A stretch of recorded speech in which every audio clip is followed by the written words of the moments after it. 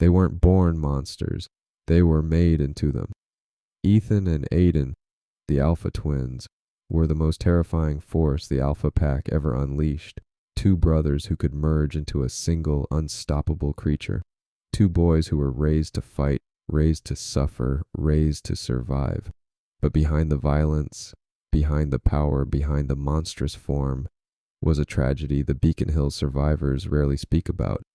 This is the story of Ethan and Aiden, the monsters they became, the brothers they remained, and the legacy they left behind before Deucalion, before Beacon Hills, before the Alpha Pack.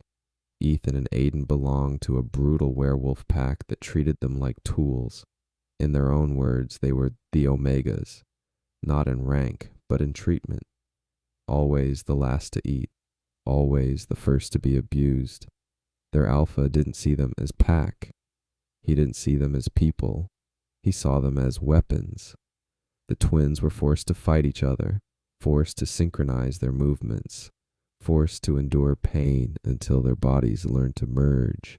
Their combined form wasn't a gift. It was a punishment, a brutal experiment meant to turn them into something useful. They weren't trained to be wolves. They were trained to be monsters, and in that pack they learned one lesson: survive no matter the cost. When Deucalion found them, he didn't see monsters, he saw potential. He offered them something they never had: power, purpose, belonging. He didn't create their merge ability. He helped them control it. He taught them how to weaponize it instead of being destroyed by it. And once they mastered it, they killed their entire pack. Not out of ambition, not out of hunger for power, but because it was the only way to escape. By killing their pack, they became alphas and joined Deucalion's Alpha Pack. For the first time in their lives, they felt chosen. But Deucalion didn't save them. He weaponized them. He turned their trauma into strength. He turned their pain into loyalty. He turned their bond into a weapon. And the twins followed him into Beacon Hills, believing they finally had a place in the world. The Alpha Twins' combined form is one of the most disturbing transformations in Teen Wolf. It isn't two wolves becoming one. It isn't a natural metamorphosis. It isn't a pack ability. It's a trauma response, a forced mutation created through years of brutal conditioning.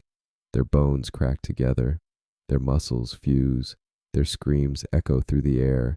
They don't roar, they scream, because their merge form is pain, it's violence, it's everything their childhood forced them to become, and Deucalion used it as his battering ram. But this power had a cost. During the lunar eclipse, Jennifer Blake, the Darok, snapped their necks while they were merged. Their monstrous form died, and with it, their alpha spark. They survived only because Deaton saved them, but they were Omegas again, powerless, broken, and directionless. Losing their alpha status didn't end their story. It began a new one. Scott McCall sought them out, not for their strength, but for their experience. He asked them to help him learn control, to teach him how to unleash the wolf without fear. For the first time, the twins weren't being used as weapons. They were being asked to teach. They tried to join Scott's pack, but he turned them down. Still, they helped him hunt William Barrow, proving they wanted redemption. They tried to earn Scott's trust, showing him they weren't monsters anymore, that they weren't loyal to Deucalion anymore, and that they wanted redemption and a place in Scott's world. Aiden set up a Halloween party for Danny, trying to show Lydia and Scott's pack that he wasn't the violent bad guy they thought he was. Both twins were marked by the Oni, proving supernaturally that they were not evil and were genuinely trying to change. They offered protection when the Oni attacked the McCall house, risking their lives to defend Scott's family.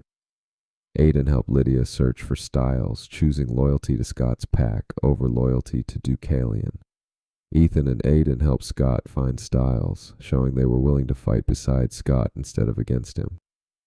Ethan saved Danny from a trap in the woods, throwing himself into danger to protect someone he cared about, proving he wasn't the monster he used to be. They retrieved Silverfinger's scroll and fought an opposing werewolf, helping Scott get the information he needed to stop the Nuggetsoon. They were controlled by the Nogatsun and forced to fight Isaac, Allison, and Kira, showing they were victims of the chaos, not willing participants. They were shot with wolfsbane bullets while searching for Lydia because they were trying to help Scott's pack again. Derek saved them, because even he believed they were redeemable. They wanted to run, but stayed to help Scott fight the Nogatsune, choosing courage and loyalty over fear, the final proof that they were trying to be better.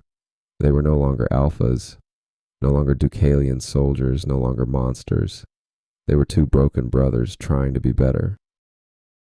The moment everything changed was Ennis. When Ennis was mortally wounded, the twins believed Deucalion tried to save him. They weren't in the room. They only saw Kaylee's grief and Deucalion's lie. He told them Derek Hale killed Ennis, and they believed him, until Ms. Morell revealed the truth. Deucalion had murdered Ennis himself, not out of mercy, not out of kindness, but because Ennis was no longer useful. And in that moment, Ethan and Aiden realized the truth. The Alpha Pack wasn't a family. It was a cult. Loyalty meant nothing. Brotherhood meant nothing. Their lives meant nothing. They weren't chosen. They were used. And the cracks in their loyalty began to spread. Ethan was the first to change. He saw Scott's pack, a group built on trust, friendship, and loyalty, and realized what a real pack looked like. He saw people who fought for each other, not for power, people who protected each other, not manipulated each other, people who cared. And then he met Danny. Danny didn't see Ethan as a monster. He saw him as a person, someone worth knowing, someone worth trusting. For the first time, Ethan wanted to be more than what he was made to be. He wanted to be good. And he tried. He tried to break the cycle, he tried to protect people, he tried to save his brother. But redemption is never easy, and Beacon Hills doesn't forgive without blood. Aiden wanted redemption too, but he tried to earn it the only way he knew how, through violence. When the Oni attacked, Aiden fought alone. He faced them head on, believing he could win his way into forgiveness. But the Oni don't negotiate, they don't hesitate, they don't miss. Aiden was stabbed through the stomach. He collapsed on the ground, alone. Ethan was the first to reach him, dropping to his knees, pulling his brother into his arms, refusing to let him die without family. And in those final moments, Aiden didn't think about power. He didn't think about Deucalion.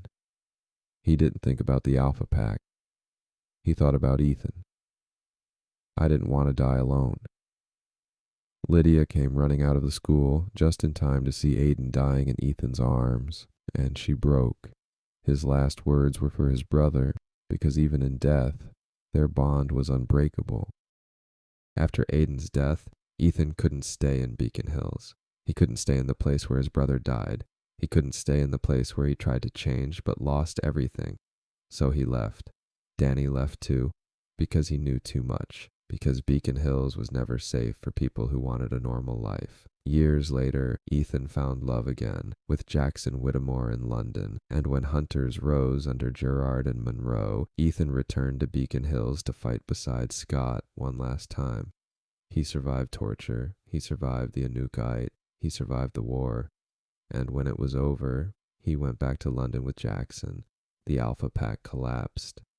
Deucalion's empire fell, Scott's pack grew stronger, and the twins became a memory, a tragedy woven into the history of Beacon Hills. Two brothers who were made into monsters, but only one lived long enough to become something more.